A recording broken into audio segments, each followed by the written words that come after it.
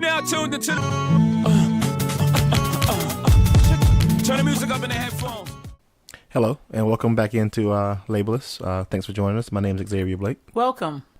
I am Kimber. No magnificent one this week? No, I'll leave that to Black Panther. I tell you what, it's turned out to be a heck of a showing. Yes, they are deserving of my pre-podcast shout-out. Ryan Coogler, good job. I didn't realize he was only 31 years old. I had no idea how old he was. Yeah, I saw that somewhere, and it said he's only 31. He's made Fruitville Station. He did Creed, and now he's doing Black Panther. Yes, with Michael Jordan, apparently. Yeah. With the B in the middle, Michael B. Jordan. So young, so incredibly talented. I thought your shout out would have went, your pre-podcast shout out would have gone not to the Black Panther itself, but to the outfits people have been wearing to the movie theater. Excellent. You know, a lot of people feel like, oh, it's a superhero movie. Why are y'all dressed up? Let people do what they want in this moment. Indeed. I think if somebody wants to wear something, outlandish and beautiful and incredible.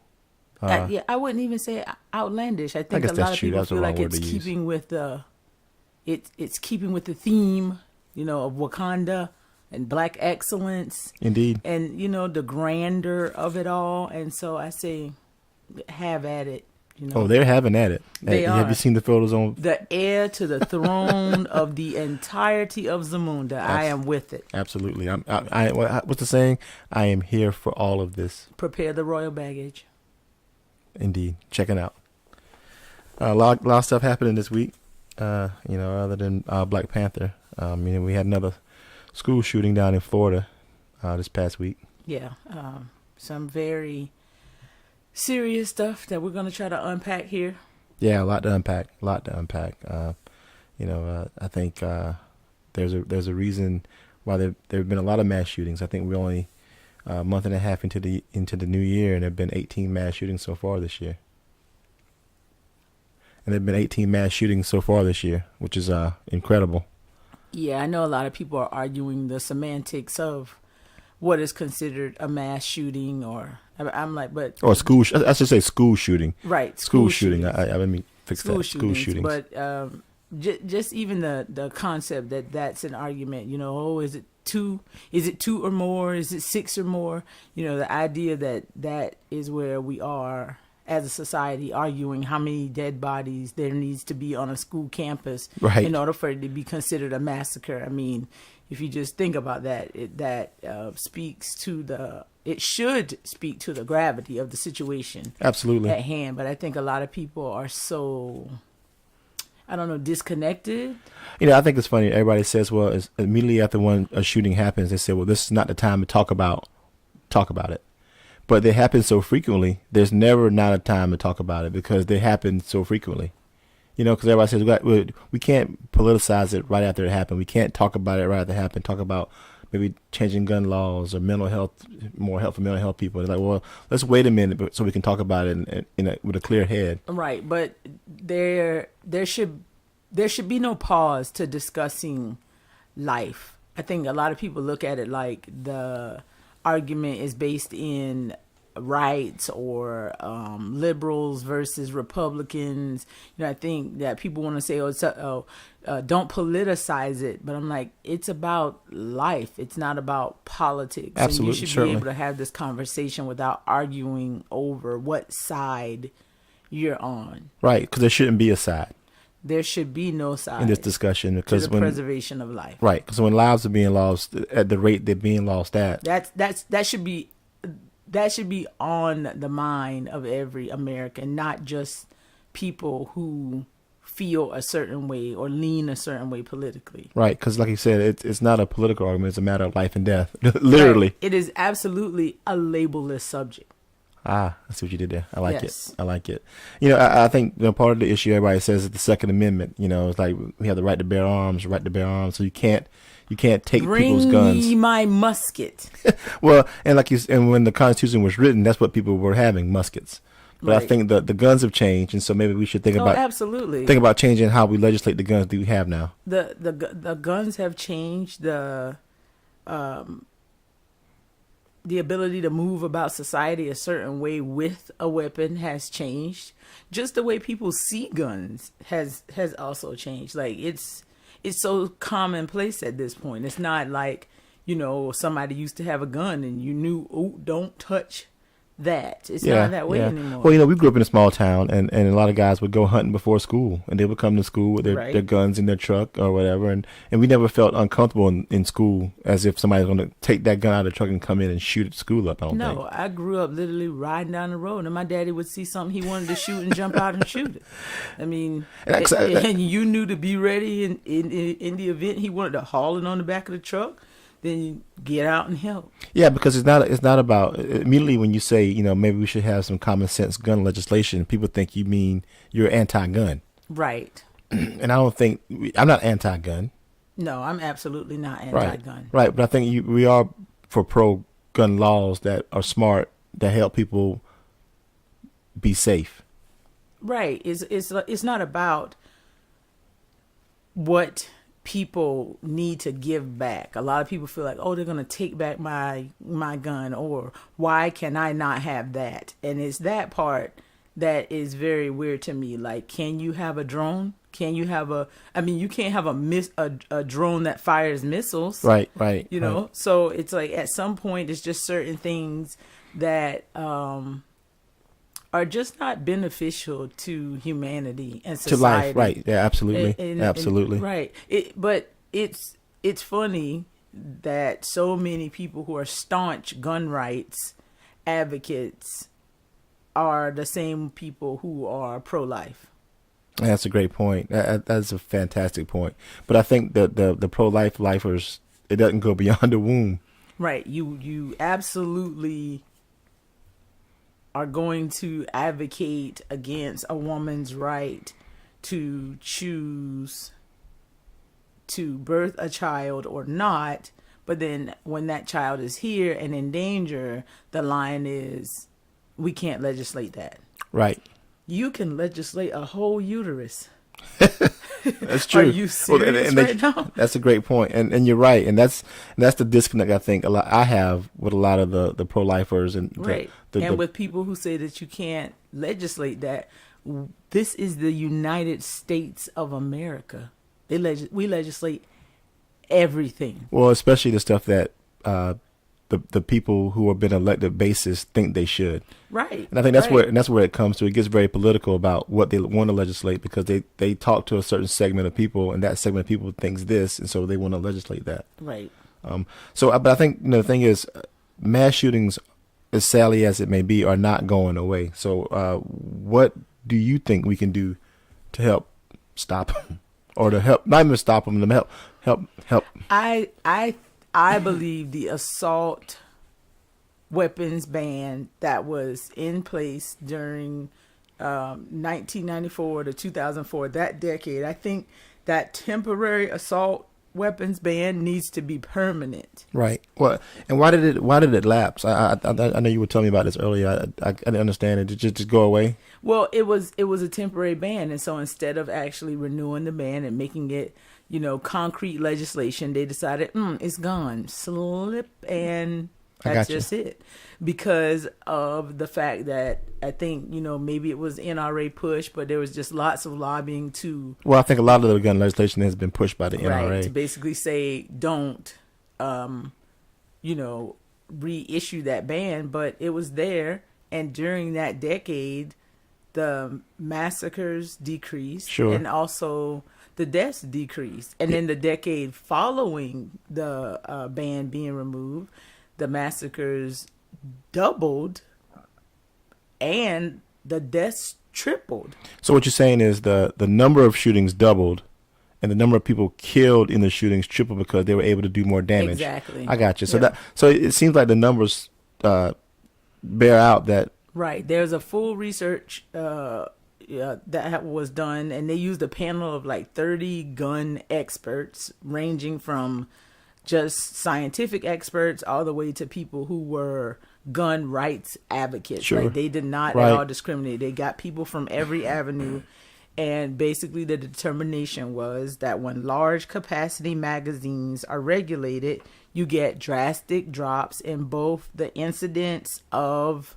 massacres and also the rate of fatalities. Well, it seems to make sense. I mean, I think, when tragedies happen, we have a way in this country of trying to prevent them from happening again. Right, point blank, period. You could not purchase a magazine that had more than 10 rounds. Right. The limit was 10. Right. And to me, I'm like, what exactly are you doing? I have to ask myself, what could I possibly be doing where I would need more than 10 rounds of ammo at a particular time without having to get another magazine? Shooting at another car on a stretch of the interstate out the window while someone else drives. Like, that is the only time where I would absolutely say, hey, maybe I need more than 10 rounds and I don't want to reload. Well, then if you need more than 10 rounds to kill anything you're doing, you're not really a very good shot either. Not for one thing. It's right. like, and so there's almost absolutely no question as to why this would be the weapon of choice for people who seek to, enact this sort of violence on a group of people. Absolutely. And I think, like I said, these tragedies are not going away. I remember, Well, they could. Well, if legislation doesn't change, they're not going to True. go away. And they've already said, basically, it's not the time to talk about it. And they also try to point to mental health issues. Look at you being a rebel. Yeah, I mean, I'm trying, because I think, they immediately go to, well, if this guy was mentally disturbed. That's always the first thing people bring up, but the president. A mental illness is a character trait, or maybe a character flaw, or a characteristic of an individual, but not I don't think like a reasonable determination for. But every time you shoot happen, the first thing they say is, well, he's mentally disturbed. I mean, the 45 always says he's crazy and deranged, and he says that, but he signed legislation as soon as he got in office to repeal some of the restrictions that President Obama put on mentally ill people being able to have guns. And allowing them to still be able to go even after it has been a documented history of mental illness. Right. Like that. And that was a big push from the NRA. They were very happy with that because it meant that more people would be allowed to have guns. Absolutely, those people are going to rush out and go get one. Right. I think like I said, when tragedies happen, this country has a way of changing things. Cigarettes were not really, they're not banned, but they put a label on them because they realized they cause cancer. When cars used to come without seatbelts. There used to be not speed limits on the road. Right. And I mean, it's if you want to talk about why we legislate this or that, I mean, there's a million and one things that some people would never think to do, but there's a law there. Like you can't even put pitch black. If I had tint on my windows that was too dark, you would get pulled over and told that that's illegal. Yeah, I mean, and like I said, and I think the first thing people say, well, laws won't stop bad guys from getting guns, but that to me seems like a really strange argument to make, because laws aren't really made to get rid of crime completely. They're meant to curtail it. Right, it's meant to curtail crime, but it's also meant to be used to prosecute the individuals that they feel like are breaking the law. And as a deterrent for it. Exactly. I mean, we know that if you pass a gun bill tomorrow, assault ban, there may be another a shooting, right. but the way that the country is set up is that you should legislate that kind of thing. But it's also a matter of the group of people and the way they see the gravity of the situation, like the nature of the crime. It's almost, to me, it's the same as like CDVs. Yeah. You have criminal domestic violence, and there's lots of people who feel like what I do in my home is my business. Like you don't need the government telling you what to do in your home. Yeah, but those people would choose to assault their wife, but it's illegal. You're not supposed to be putting your hands on a woman. And so there's a law for that says, don't do this. And you see the rate of incidents of this occurring is still there. And like even here in South Carolina, so there are CDVs, and then you have men who already have these charges, getting guns and killing the person that had the charges against them. Yeah, I think they passed a law. Was it 2015? I think Governor Haley signed out 2016. Right. To help prevent men from that had CDVs from getting guns. Right. And but think about how late that was. Right. But what I'm saying is better late than never. The law wasn't already there, but because they recognized a pattern, they decided that they needed to pass an additional law in order to curtail these horrid events from happening. Right, and I think I think for me anyway, I think smart gun reform makes sense. I mean, and I think there's watching some of the stories on the news this week, seeing these kids ask the legislators to do something. I mean, and that's what they're elected to do, is to make laws to make the country a better place. Which, to me, it's like. It's sad that the kids are asking them to do something, but it also speaks to how tone deaf our congressmen and women have become. Not all of them, but a lot of them. It speaks to how tone deaf government is when children have to scream into a television and say, do something. We're supposed to be, land of the free, home of the brave, milk and honey. Right. But I think they are tone deaf to the constituents and to the people that put them there, but they're wide open for the NRA. And I think, until we can get that NRA money out of Congress and out of their pockets, there'll never be any change in the gun laws, because they're serving. You can't serve two masters. Right. But on a certain level, I don't think the fact that they have the money there should matter. I mean, at the end of the day, I don't care who put money in your pocket for your campaign. Do the right thing. But they don't. Do the right thing. They do the thing for the people that pay them the money. I understand that, but I mean, that's not their job. I feel like do your job. You are not a marketer. For weapons, you're not a marketer. Yeah, but that's how the game operates. I mean, whoever lobbies, whoever pays the most money, whoever they feel indebted to. It shouldn't be a game. It should not be a game. That's the point that I'm making. It should not be a game. I understand that, but that's more like that's living in that's asking for this utopian society that I am. Kind of like you did last week with the humanity. It's all about humanity. I mean, think about it. So there was this shooting in Florida, right? And on Monday, here, someone pulled a fire alarm. As a parent, I'm already concerned with humanity of children that just the life of kids that are not even mine.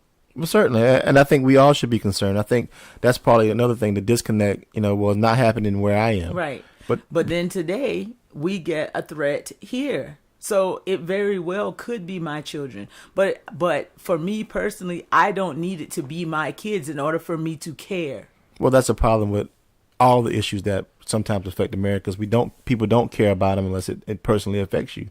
I agree 100%. At this rate, it's going to personally affect us all.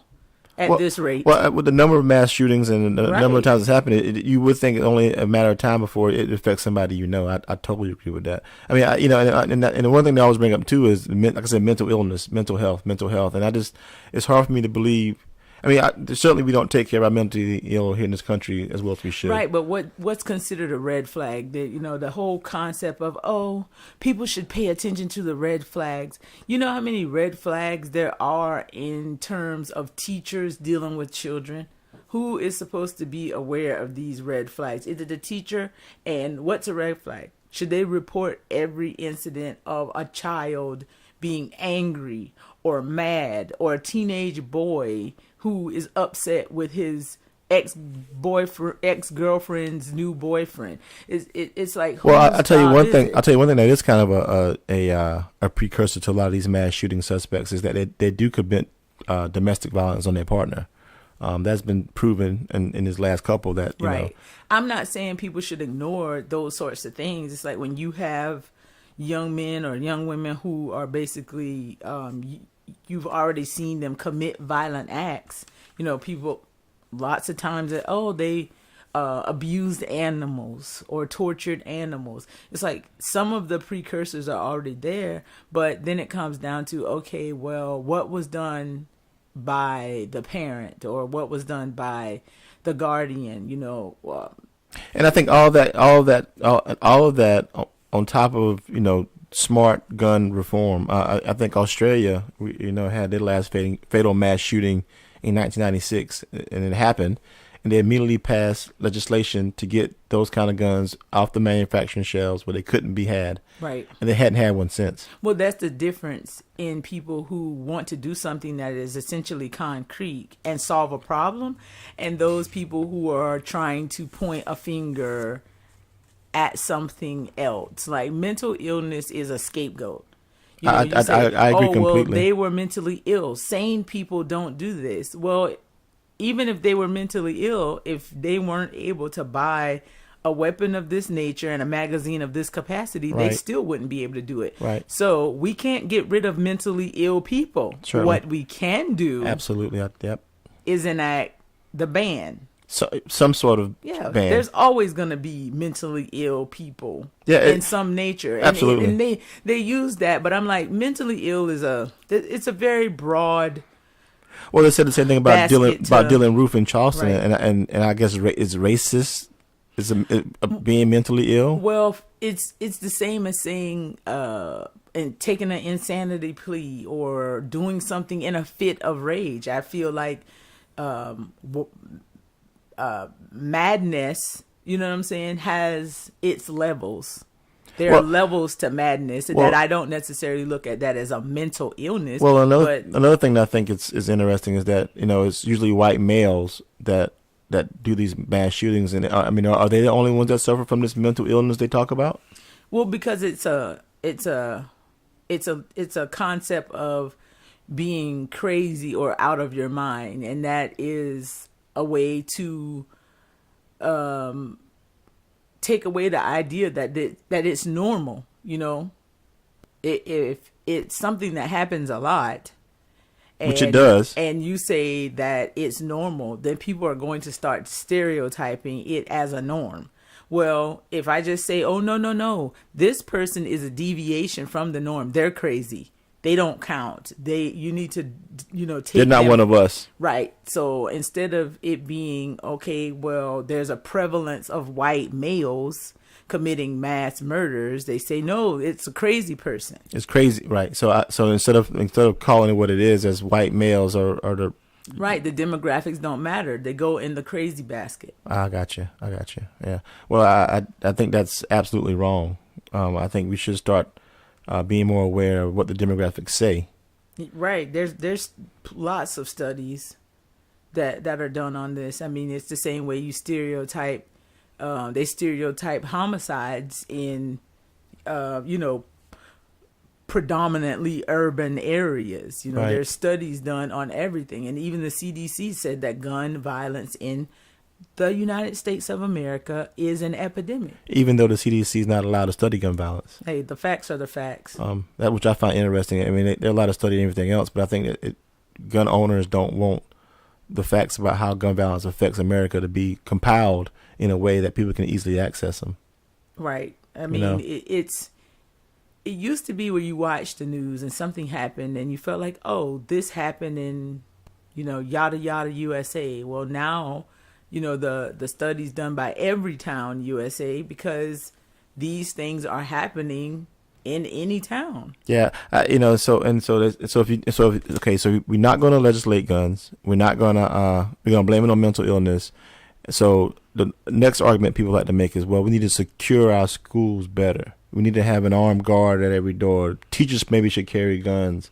We are going to resurrect Walker, Texas Ranger, and clone him as security at schools. Otherwise, I'm not with it. If it's not Chuck Norris, it's not enough. Yeah, I totally disagree with asking teachers to have to pack a firearm as well as teach. Most teachers can't even tolerate a child confronting them, like a conflict in a classroom.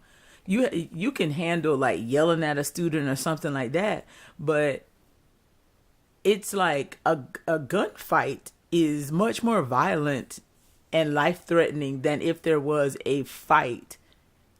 Even in a hallway, you're supposed to like call administration and not try to break it up. Right. But now we're going to say, well, I'm going to need Miss Jones to go to CWP training and get her Glock and show up. And I'm going to need her to go to the range in addition to all the other things that she is going to have to do. Absolutely. Just to be a teacher, like Right. buy supplies, Because do homework, check grades, come in on the half days, work on the teachers' holidays, show up to the leadership meetings, go to convention, all of that. Now she needs to spend money on a weapon. Even if she gets a stipend, it's still what's going to be the litmus test for what teacher is psychologically competent, physically competent.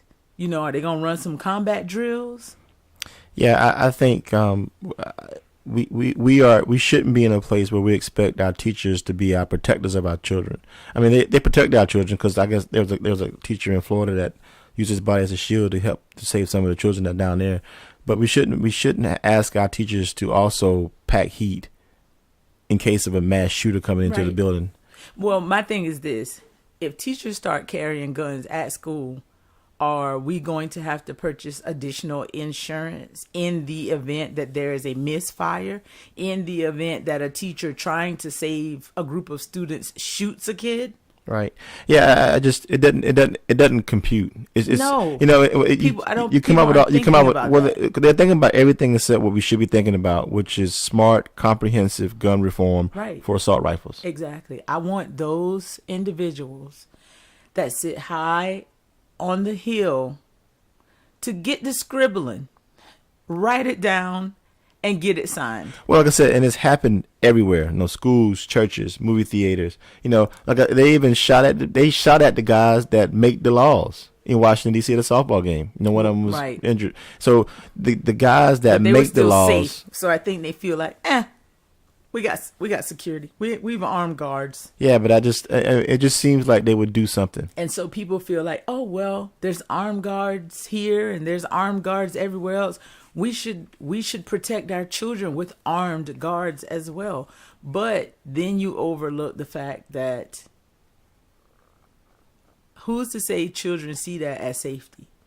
There's no way that as a child I would roll up to school, see cops and rifles and guns and think, I'm safe here. It's hard to understand the reasoning that more guns are needed to beat the guns. Right. I'm like, when everyone has a gun, then what? Like, you'll be dropping a cup in Starbucks and get shot in the face. Right. I think, you know, at some point we need to really sit down as a country and look at ourselves in the mirror and ask, is this who we want to be? We know what we need to do to change it, but the question is, do we want to? Yeah. But even when it's not guns, it's like the arguments about things that need to be done to make us healthier, to make you smarter, to make you safer. People they resist those things so much. It's like when they were trying to take sugar out of the big gulp, and everybody's like losing their mind. Like, this is better for you. It's okay. Yeah. Speaking of what legislating food, you know, you see that thing where 45 wants to change the way that WIC and SNAP benefits are distributed in the country. Right, because people with no money should eat what you tell them. Eat what I give them. Right. And that's another way they want to legislate something, but they don't want to legislate things that really that can really make a change and a difference in people's lives, like guns. Literally everything is. I mean, there's regulation on your clothes. There's a tag on your mattress that says don't pull it off. Yeah, I mean, it's strange, like you said, how they pick and choose, and I guess they're not really picking and choosing. The one thing that's so far it seems to be untouchable is the gun legislation. Right. I'm like, I remember when you got sick and you couldn't find Theraflu. Like, And then when you did, they're like, oh, it's back here. You can't get Sudafed. Why? Because people were using Sudafed to make meth. So they decided we're going to change. We're going to do some regulating of this product. Right. And people still get it and probably still make meth, but it's much more difficult and it's probably not done as much. Absolutely. It's the same reason medications have ratings. And depending on what level of narcotic you are getting from the doctor, they're going to give you a little slip that lets you know it's a class whatever narcotic, put your name right here and make you sign that form. Look them in the face. So I think it seems like we have to figure out why is it that the guns are untouchable.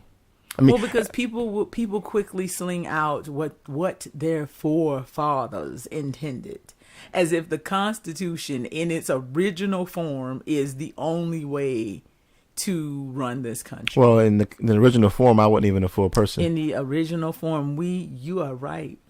So I think times have changed. I think guns have changed. A smidge. Guns have changed. Guns have changed. I think if somebody ran to a school with a one-shot musket that they had to load with gunpowder and a bullet, I don't think 17 people would have died this week. Right, but the other thing, times have changed, yes, drastically since the writing of the original Constitution. Times have not changed much since 2004 when they allowed that assault ban to lapse. And even more important, those politicians have probably not changed at all. Oh, that's, and that's term limits or something like you said that could really make a big difference in how they legislate and how things get done. Because there was a Pew Research study done that basically talked about, it polled Americans on how they felt about the assault ban. Sure. And they explained to them what the ban was. 68% of the American people polled felt like this is a good idea. Yeah. It does not keep you from being able to enjoy your recreational weapon. Absolutely. And I had no problem with that. It does not. But it does curtail the ability of people with mental illnesses and people who just basically decide they want to be homicidal. It curbs their ability to commit a crime of mass massacre. I find it funny that you said that the majority of people are all about the assault rifle ban. So why is it that our politicians and congressmen don't do what the majority of the people want us to do? And so that's the thing I think you keep saying. Who's controlling them? If there's a research out there that says the majority of people want this to happen, then why won't they do something? If the majority of people want it done, why won't they do something? Status quo. But like I said, I think it's because they're serving a different master. Yeah, a lot of people like to yell out, "The blood is on your hand." I'm like, clearly they don't care about their hands being dirty at this point. The blood has been on their hands for years. I'm like, I think maybe, I don't know what year Sandy Hook was, but yeah. I think ever since then people have started to get that sense of, if this didn't make them do something, right, nothing will. Yeah, I totally agree. I don't know how we get past this and make changes that really are here to right, protect the American people. Because it's really hard to put term limits on people who would have to pass the law to put term limits on themselves. It's really hard to do that. It's like a dog chasing his tail. Absolutely. But I think that is, yes, we have a gun violence problem in America, but we also have a problem in our government. Our politicians are exceptionally problematic. They're sitting ducks almost. It's like nothing. If massacres of our children does not move them to action, then there is no humanity to be had. There isn't. And I think it's important what you said just now, and you said our children, because they are. Even if they're not physically our children or children we know, they're our children. They are our children, absolutely. And it's weird because when you talk about reasons to go to war, the the violence or the aggression, acts like this in other countries have been used as like reasons to go to war, like to champion our military and send them abroad to save lives. Absolutely. That's a great point. I think another point to make too is how I think a lot of the terrorism that's being perpetrated on our kids in schools is homegrown. It's not coming across the border. Absolutely. It's not MS-13. It is domestic terrorism. I'm like, a lot of people just say, oh, it's a mass shooting or it's a school shooting. No, it is an act of terror. I'm like, when you have people afraid to send their children to school, right, you are terrorizing a community of individuals, and that should never happen here. It should never be. It's not acceptable. It's absolutely not acceptable. No, and I understand it's easier to do. You have, like a lot of people make threats over social media. You've more avenues to make your threat known without actually making yourself known. But to me, it's the same as if a man with no arms said he's gonna slap me. You've no arms. Like, okay, I don't have to concern myself with that. Maybe he'll headbutt you. Maybe, but the threat is not real in that instance. You mean on social media? You mean? No, I mean if a man with no arms said he's gonna slap me, I can look and say you've no arms. Like, this is absurd. So for someone to say they were gonna shoot up a whole school back in the day, you'd be like, with what? You would say, with what? Right. Now, the threat is real. You won't say with what, because there's quite the possibility that they already have that what in their possession. Because it's so easily and readily available here in this country. Exactly. And people are like, oh, well, if someone wants to do evil, oh boy, they will. And I'm like, hocus pocus. What is this, Harry Potter? Yeah, that argument is always funny to me. It's like, well, they'll find a way. It was like, well, let them find a way. Let them find another way. Let's not give them a way. The easy way. I think people have failed to realize. I'm like, there has been evil since the beginning of time. No matter what historical book you choose to pick up, be it religious or just history, there has been evil since the beginning of time. Why are we going to take the route of apathy now? Yeah, and the argument is too, well, you can't legislate people's hearts, and I totally understand that. You can't legislate away hate. I can legislate what they can buy. Right, absolutely, and that's what we should do as a country. You can have as much hate in your heart as you want. You will not have more than 10 rounds in your magazine. Right, right. I mean, right, and that will help fix the problem. Will it solve the problem completely? Probably not. Will it make things absolutely you have to worry about your kids at school? No, Probably not. People say insane stuff like, oh, well, some other countries still have mass murders. They'll get a knife. Do you understand how much effort it takes to have a mass stabbing? If you are really that angry, then get your knife and have at it. It'd be difficult to go into a school with a knife and kill 17 people. Exactly. Even when people say, "Oh, well, they'll build a bomb," will they really? Look at the evidence. If people were really trying to do something hard, there would be more mass bombings. Has there been a school bombing? There was a school bombing. I saw it. This couple actually went to a school and took all the people hostage. Took all the people hostage, and they had a bomb, and the only people that got hurt, the bomb went off accidentally and killed the person that built the bomb. So and the bombing when they tried to integrate the schools. Well, yeah, that was right. Yeah, that's very different than. But I'm just saying in terms of when people like to say, oh well, if they don't have a gun, then they'll use a bomb. But the only people, like I said, the only people that use the bomb were racist people trying to kill kids. Exactly. Historical evidence does not lead us to believe that if you don't give them a gun, they will build a bomb. And if they do get all the materials together to build a bomb, so be it. There's nothing you can do about someone using household chemicals. However, that person will still be prosecuted to the fullest extent of the law. People are not building bombs to go into school and do things. They're taking they're taking semi-automatic weapons and going into schools and committing mass shootings. Right. Period. People who are pissed off about not getting their way for some reason take the path of least resistance. Well, the cowards. They're cowards. Basically. Yeah.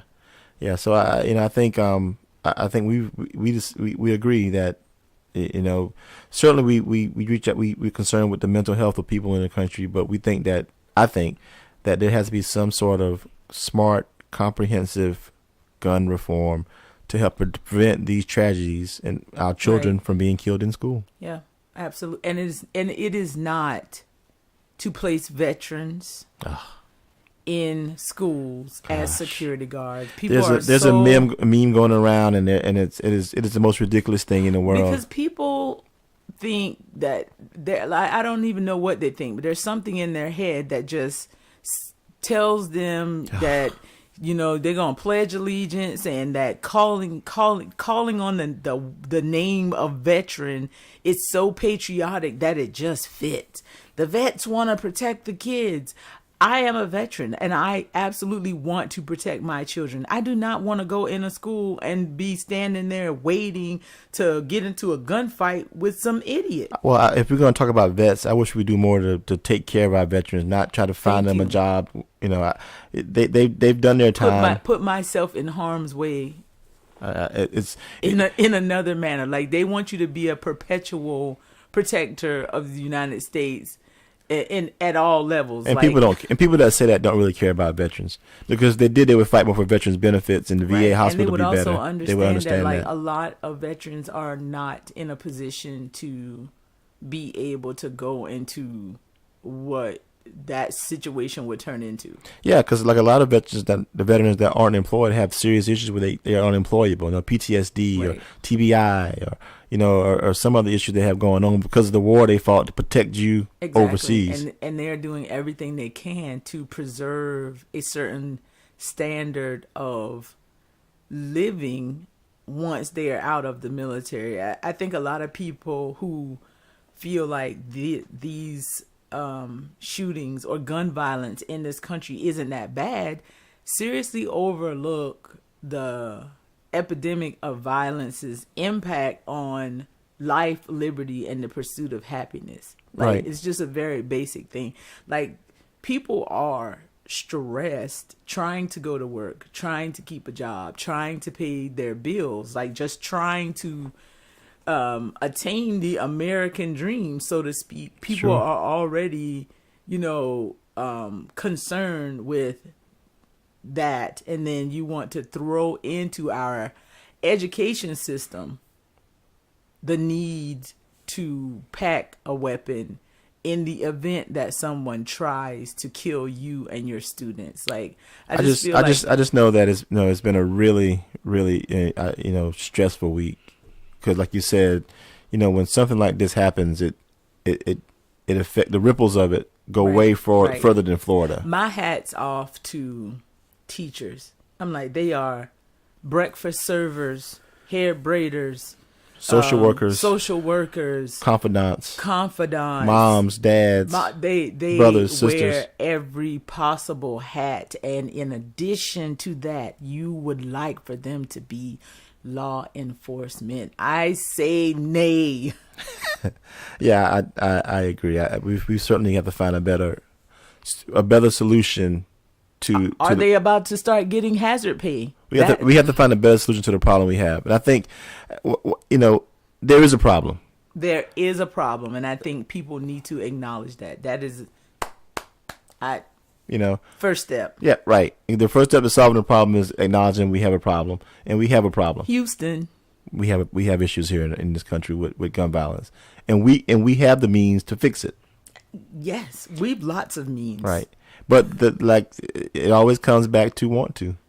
Everything comes back to want to. Right. Do we have the desire to quickly wrap this thing up? And I think that in this great democracy we call America, we do have the ability to do that. Wrap this thing up. And on that note, I think we'll wrap it up here. I guess we'll catch you guys next week. Thanks for joining us. Make sure you go to our Facebook page. I'm sorry, I always say that we don't have a He Facebook always says page. he's obsessed I'm with sorry, Facebook. I'm yeah. gonna make a Facebook page for Xavier. We do have an Instagram feed. We do have Instagram. We do have Twitter, We do have Twitter, SoundCloud, and iTunes. SoundCloud, and iTunes. So look us up, give us a listen, give us a like. LABELLESS.SC. And we're still waiting on some of you guys to send us your ideas and thoughts. We really appreciate feedback. We don't want positive feedback. We want honest feedback.